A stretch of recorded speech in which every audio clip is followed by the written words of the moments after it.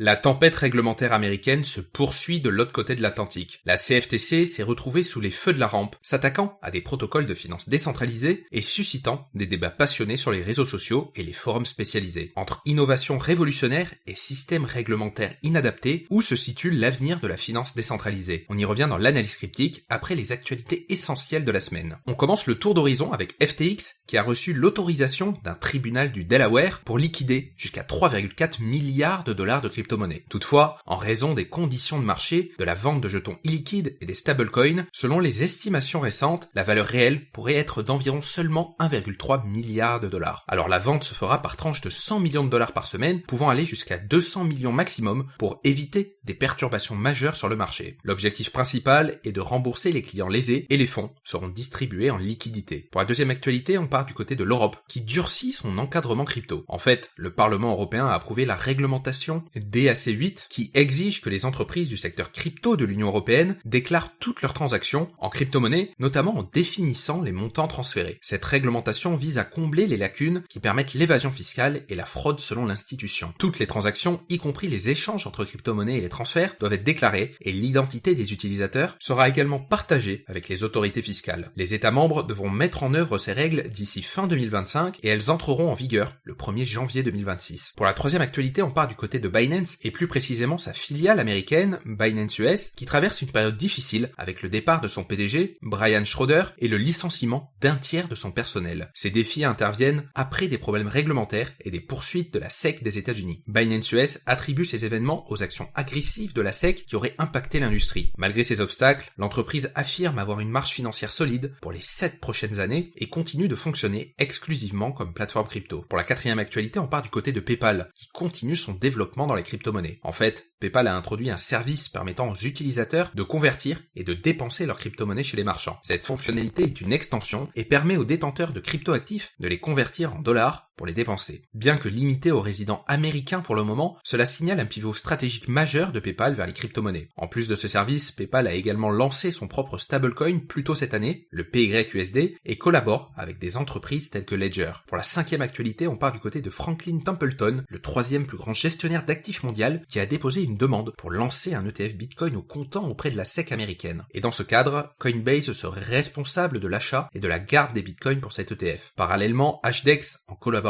avec le Nasdaq, a déposé une demande pour un ETF Ethereum Spot, devenant le troisième acteur majeur à le faire. La tension monte alors que le marché attend l'approbation de ces ETF par le gendarme boursier américain dans les prochaines semaines. Pour l'analyse cryptique de la semaine, on s'intéresse à l'état de la finance décentralisée aux États-Unis. En fait, les récentes actions de la Commodity Futures Trading Commission, la CFTC, à l'encontre de quelques grandes entités de la finance décentralisée, ont fait du bruit dans la cryptosphère. Plus précisément, la semaine dernière, les projecteurs se sont braqués sur Deridex, Opin et ZeroX, qui ont fait l'objet de poursuites de la part de la CFTC. Le principal chef d'accusation proposait des produits financiers aux consommateurs américains sans l'enregistrement nécessaire, ce qui soulève des questions quant à l'avenir de la DeFi aux États-Unis. Et en fait, la situation actuelle nous plonge dans les couloirs labyrinthiques de la conformité réglementaire américaine. Si les plateformes DeFi en question avaient respecté les exigences en matière d'enregistrement, serions-nous encore témoins de ces actions en justice? C'est une question qui reste posée, notamment en raison de la nature décentralisée de ces plateformes et de l'absence de précédents pour de tels cas. Dans sa déclaration, la CFTC a précisé les licences spécifiques qui auraient dû être mises en place. Par exemple, Opin, qui fonctionne comme une entité d'assurance décentralisée, n'aurait pas obtenu des licences essentielles, notamment celles désignées comme Swap Execution Facility et Futures Commission Merchant. Cela soulève une autre énigme. Si des entités comme Opin avaient obtenu les licences adéquates et intégré de solides mesures de vérification des clients, conformément à la loi sur le secret bancaire, auraient-elles évité les ennuis juridiques ou bien la structure inhérente de la DeFi se heurte-t-elle invariablement aux réglementations américaines existantes? L'objectif ne serait-il pas simplement le suivant: dissuader définitivement les utilisateurs américains de naviguer sur ces plateformes? Probablement que le défi le plus important est la nature inhérente de la DeFi. Ancrée dans une architecture blockchain globale, il est difficile d'imposer des barrières géographiques. Ces caractéristiques de libre accès, tout en étant l'un des principaux avantages de la DeFi, posent également un problème de réglementation. Même si Opin essayait de géocloisonner les utilisateurs américains du site web frontal qui interagit avec le contrat intelligent sous-jacent du protocole, protocole, cela n'a pas suffi, du moins pour la CFTC, qui a noté que ces mesures n'étaient pas suffisantes pour empêcher les utilisateurs américains d'accéder au protocole OPIN. Si la question de la compétence de la CFTC à l'égard de la DeFi reste un sujet de débat, une allégation reste cohérente et sans ambiguïté, la nécessité d'un enregistrement en bonne et due forme. Les mérites de la DeFi, notamment la promotion de la transparence et de l'égalité des conditions de concurrence, sont indéniables. Toutefois, les obstacles tels que les vulnérabilités en matière de sécurité, les problèmes de distribution de jetons inégales et les défis en matière de gouvernance sont tout aussi réels. Comme l'a dit succinctement le directeur de l'application de la CFTC, la présence de contrats intelligents ne valide pas automatiquement les transactions aux yeux de la loi. Ainsi, une question plus large se pose. Le débat sur la finance décentralisée porte-t-il uniquement sur la technicité de l'enregistrement, ce qui semble être le cas pour l'instant, ou est-il temps d'avoir une discussion approfondie et holistique sur son rôle et son avenir dans le paysage financier au sens large? Seul l'avenir nous le dira. Voici ce qu'il fallait retenir dans l'actualité des crypto-monnaies cette semaine, et on se retrouve la semaine prochaine pour un nouveau tour d'horizon.